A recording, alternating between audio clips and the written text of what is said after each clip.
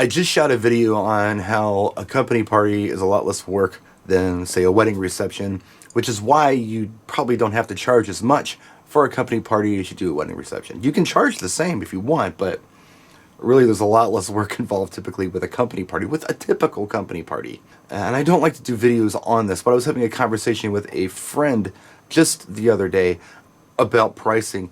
He was talking about how, he has clients that bulk on his prices, and he has a hard time, getting them to understand. It's because he's a professional. It's because he does this full time. It's because he's not just some kid out there. He really puts a lot into it, music service, all that stuff.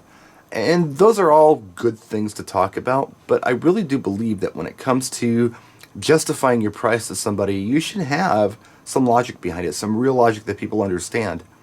Not just that you're worth that much. To them, it doesn't mean anything. People want to buy at a value. They want value for their services.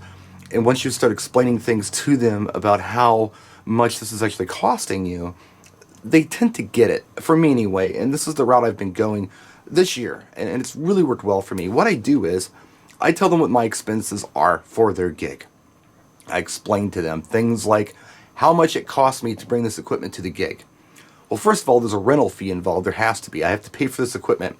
And so the rental fee on the equipment, I'm only charging 5% of, I'm guessing $6,000 is what I'm bringing to each gig. And that's $300. Now, 5% is a very low rental cost for this type of equipment. You could easily charge 10%, which would be $600. That's up to you. But 5%, I explained that to them. I'm only charging you 5%. Most people charge 10.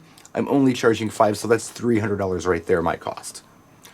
The transportation back and forth to your event. We're talking fuel, we're talking licensing, insurance, vehicle maintenance, vehicle cost, all that stuff in there. I'm figuring about $100. Plus, there's travel fees involved for these meetings and things we might have.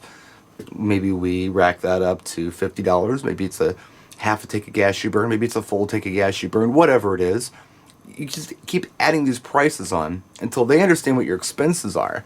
And usually I've got about $600 worth of expenses with liability insurance, with fuel, with my office expenses, with my internet, my phone, all of that stuff. It's usually about $600. And then I say to them, now I have to pay myself. And then they're like, aha, now I understand. And if they say to you, well, how can this guy go out and do it for $300? Simply say, I have no idea. I don't know what he's doing, but this is what I'm doing and this is what my cost is. They get it. They just get it. I don't know why they get it, but they get it. They have this year anyway, and there's been no other questions. And then I add on the other services. If they want ceremony, I add that, and I break that price down for them. And I also talk about the time I do in prep, if I need to.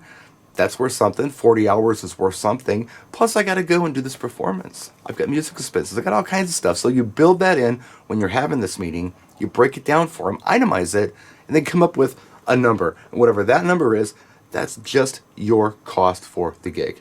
Everything else is what you got to make so you have some money. So anyway, quick video for you.